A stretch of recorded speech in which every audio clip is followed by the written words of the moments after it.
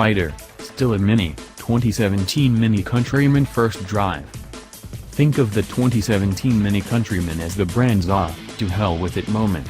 At a whopping 8.1 inches longer and 5.4 inches wider than the vehicle it replaces, it is quite obviously the least Mini ever. Yet, that size increase makes it more useful, comfortable riding, and better proportioned. If a compact crossover SUV is what's to be, then this is the size it should be. However, it's still quite mini for a compact SUV, coming in at 3 inches shorter than the Mercedes-Benz GLA class and 4 inches shorter than an Audi Q3. Neither of those are what anyone would describe as large. And yet, the Countryman boasts a considerably more spacious and usable interior than either of them. Sit in the new Countryman's back seat and you'll be amazed at the space, with plenty of leg and headroom for even tall people despite a standard panoramic sunroof. Crossovers of similar exterior dimensions, luxury or otherwise, just don't come close to providing as much passenger space. The cargo area isn't quite as impressive on paper, but its boxy shape and the sliding second row seat make it far more versatile in practice. So, despite being the least Mini ever, the new Countryman is still in keeping with the brand's ethos from the very beginning when Alekai Saigonis created a car that was microscopic on the outside but disproportionately spacious inside. There's far more to this redesign than just dimensional changes. The 2017 Countryman grows up figuratively as well. The original model always felt like a Mini Cooper hardtop that ballooned in size and door count. Compared to SUVs of similar price, and more damningly of lesser price, it was crashy, loud, a bit cheap inside, and relatively uncouth. The base model was also embarrassingly slow. The new version feels more like a proper compact luxury SUV flavored with a robust Salt Bae of Mini spice. Actually, that's pretty much what it is. The Countryman now shares its front-wheel drive platform with the new BMW X1, which itself benefits from various trickle-down elements from elsewhere in the BMW Group. For instance, processes developed for the 7 Series are in part responsible for the new, stiffer structure that contributes greatly to the 2017 Countryman's other great advancement, the exponentially better ride. The old one harshly crashed over bumps in a way that only Fred Flintstone wouldn't find tiresome. The new Countryman is still on the firm end of the spectrum, but that's just in keeping with its road-hugging character. Importantly, the impact harshness is now gone and there's a nicely damn tried very much in keeping with its BMW roots. Not only is the suspension more sophisticated than before, the geometry is shared with the X1, the tuning is not, but crucially, the 18-inch wheels are now shod in higher-profile rubber.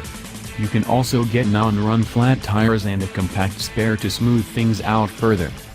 And it wasn't like the drive route was lobbing its softballs. The minefield of potholes and tram tracks throughout downtown Portland, Oregon, made it clear just how much the ride had been improved. It's not a couch, but it was also never objectionable.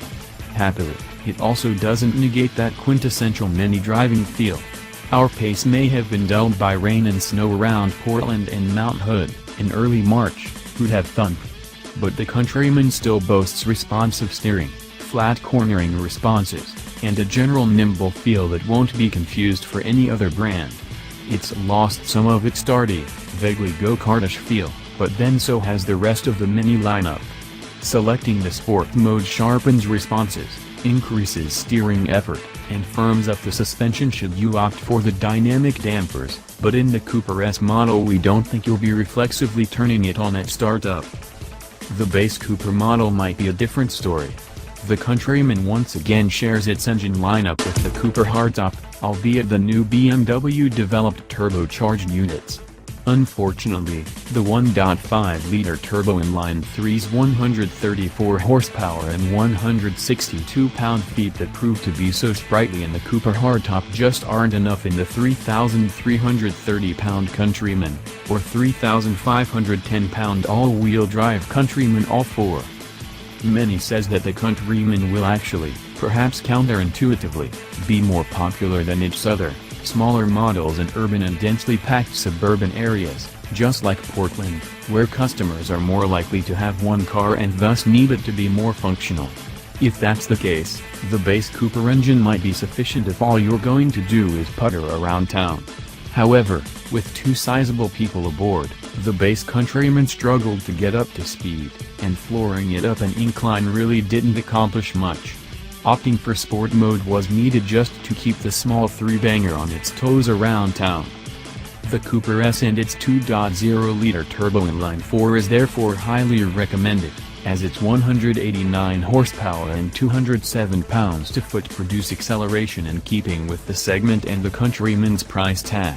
It's about 2.5 seconds quicker from 0 to 60 miles per hour than its lesser-endowed sibling, 7 seconds with all four versus 9.5. As before, you can get a 6-speed manual transmission on virtually every configuration, no front-drive Cooper S. While BMW's excellent 8-speed automatic is optional, front-wheel drive Coopers get a 6-speed. The John Cooper Works version and the Cooper SE Countryman plug-in hybrid are coming later in the year. The interior gets a much-needed upgrade as well. Material quality is greatly improved and is in keeping with the richer environments one expects from the entry-level luxury segment. This is particularly true when you spend a little extra to upgrade the upholstery. The diamond-quilted Chesterfield British oak, brown, leather and the distinctive black pearl upholstery mix of leatherette and a grey tweed fabric are really special. So too are the distinctive Mini design cues, which have admittedly been turned down a bit in the name of function. The switchgear is thankfully less Fisher-Price. The huge pie-shaped space in the dash is now wholly dedicated to the infotainment system. No more vestigial speedometer, like on other new Minis. Although there is a base 6.5-inch screen, we sampled the upgraded 8.8-inch unit that is touch-operated, a first for Mini and a function shared only with the BMW Group's newest, priciest sedans. That redundancy is certainly appreciated since the iDrive-like controller is still awkwardly placed too far rearward on the low center console. That's not the only new feature, either. Every Countryman now comes standard with a panoramic sunroof, a rear-view camera, comfort access keyless entry, start, automatic wipers and lights, LEDs on the Cooper S, a sliding and reclining back seat, and, when all-wheel drive is selected, heated front seats.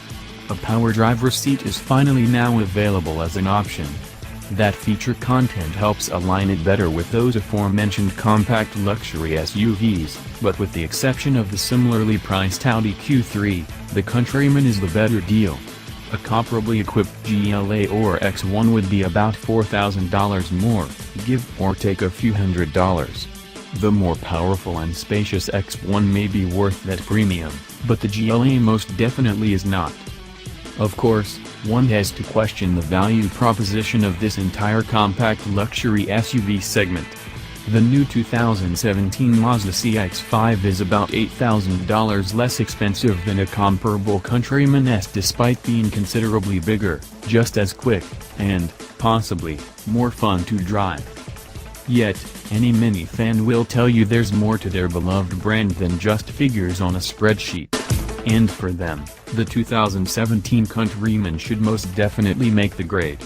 It's still unmistakably a Mini, but it's also better proportioned and no longer has the face of an angry tiki god. The driving experience remains Mini sharp, but it's more comfortable, quiet, and refined.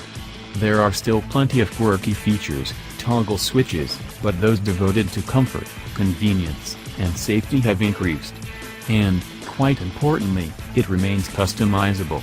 Indeed, 2/3 of Minis are literally unique, and custom orders should take between 4 and 6 weeks to arrive on the East Coast from the Countryman's assembly line in the Netherlands. That's right, this Mini is as British as King William III.